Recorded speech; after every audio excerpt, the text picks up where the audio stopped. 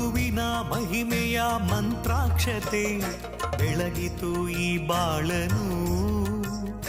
ಮಂತ್ರಾಲಯ ಶ್ರೀ ಗುರುರಾಯರ ಈ ಪುಣ್ಯ ಕ್ಷೇತ್ರದಿ ಗುರುವಿನ ಮಹಿಮೆಯ ಮಂತ್ರಾಕ್ಷತೆ ಬೆಳಗಿತು ಈ ಬಾಳನು.